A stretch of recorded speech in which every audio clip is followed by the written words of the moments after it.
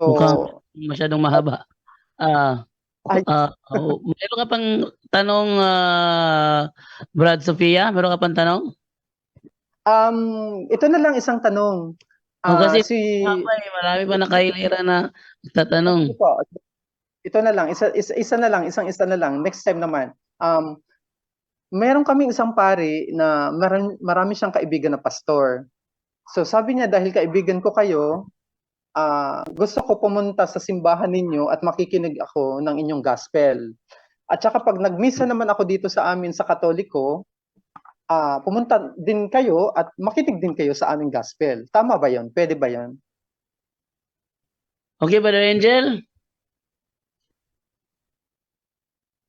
Uh, Actually, pwede po yon sa kanya, on his part kay Father, kasi may alam na siya. Ang bawal po yon according to the Code of Canon Law 1374, bawal tayo makinig, makipagsalamuha, at saka dun sa unang 1, verse 10, chapter 1 verse 10, na bawal pong tanggapin yung mga ibang turo ng ano, no.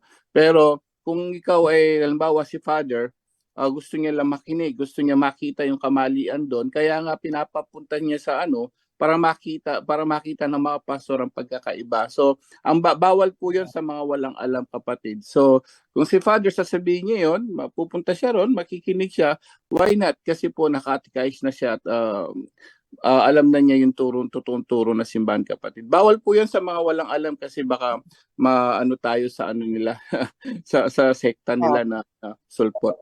Okay, yun lang, yun lang.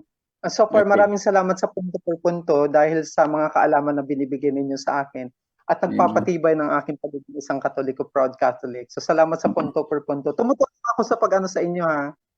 Lahat ng mga friends ko, sabi ko i-add kayo. At basta marami nang nag-add sa inyo na nakataga dito sa Northern Summer. So sana magpatuloy ang programa ninyo. Yun lang Brad po. Sophia, ang suggest ko rin sa iyo, imbis na yung mga ganun na sinasabi, okay din yun, mag-suggest ka kay Father magkatikay, so dagdagan yung ano.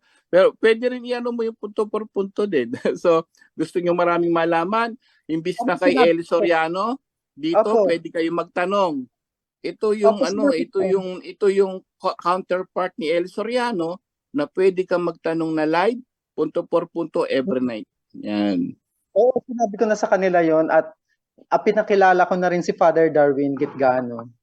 Kay yung pinsan ko dito si Father Prospero Bongcabili. Siya yung ano dito, yung attached priest dito sa Labisaris Northern Samar. So pinakilala ko niya si Father Darwin at kilala niya si Father Siquia. At saka sabi ko sa kanya, sana matulungan yung simbahan na maging isa sang sources para dito na gawin yung mga ano kasi marami sa amin ditong ano demonic possession. So sana matulungan kami ni Father at sa tulong ng ating Holy Spirit, ma-guide siya kung ano dapat gawin. Yun lang po. At saka salamat sa inyo, salamat. Sa ano na lang siguro sa Sunday, testimony night, gusto ko mag-share. Okay, Yun thank lang you, po. Brother Sofia.